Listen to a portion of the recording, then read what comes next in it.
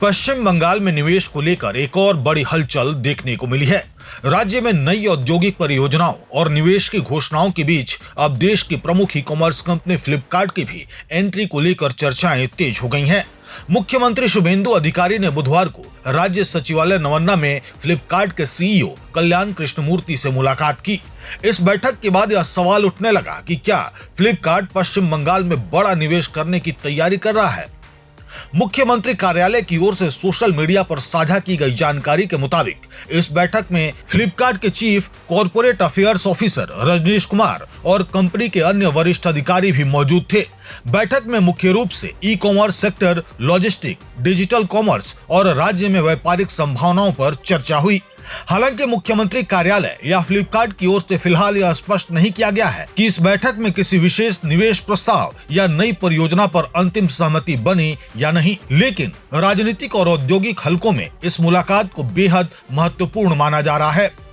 दरअसल 2026 विधानसभा चुनाव के दौरान भाजपा ने पश्चिम बंगाल में बड़े पैमाने पर उद्योग और निवेश लाने का वादा किया था। सरकार बनने के बाद अब लगातार कई बड़ी कंपनियों के साथ बैठकें हो रही हैं और निवेश की घोषणाएं भी सामने आ रही हैं।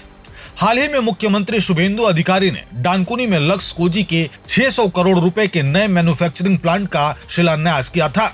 सरकार के मुताबिक इस परियोजना से हजारों लोगों को प्रत्यक्ष और अप्रत्यक्ष रोजगार मिलने की उम्मीद है। इसके अलावा श्याम स्टील ने राज्य में लगभग 15,000 करोड़ रुपए के निवेश की घोषणा की है। वहीं अमूल भी पश्चिम बंगाल में अपनी नई परियोजनाओं को लेकर आगे बढ़ रहा है। मुख्यमंत्री ने हाल के दिनों में उद्योगपति संजीव गोयनका और करण अडानी सहित कई बड़े कारोबारी समूहों के प्रतिनिधियों से भी मुलाकात की है। राज्य सरकार का दावा है कि पश्चिम बंगाल को निवेश के लिए एक सुरक्षित और उद्योग अनुकूल राज्य बनाने की दिशा में लगातार काम किया जा रहा है। सरकार का कहना है कि कानून व्यवस्था में सुधार, नई औद्योगिक नीतियां और आधारभूत ढांचे के विकास के कारण निवेशकों का भरोसा बढ़ रहा है। इसी क्रम में सीपोर्ट परियोजना पर भी तेजी से काम आगे बढ़ाने का दावा किया गया है। सरकार का मानना है कि यदि ये सभी परियोजनाएं समय पर पूरा होती हैं, तो पश्चिम बंगाल में बड़े पैमाने पर रोजगार के अवसर पैदा होंगे और राज्य की अर्थव्यवस्था को नई गति मिलेगी। अब फ्लिपकार्ट के साथ ही इस बैठक पर भी सभी की नजर है। अगर कंपनी पश्चिम बंगाल में warehouse, logistic hub, supply chain centre या ई कॉमर्स इंफ्रास्ट्रक्चर स्थापित करने का फैसला करती है, तो इससे राज्य में रोजगार और व्यापार दोनों को बड़ा लाभ मिल सकता है।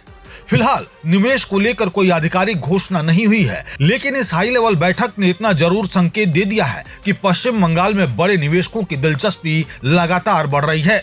आने वाले दिनों में सरकार और फ्लिपकार्ट की ओर से यदि कोई औपचारिक घोषणा होती है, तो यह राज्य के औद्योगिक विकास के लिए एक महत्वपूर्ण कदम साबित हो सकता है।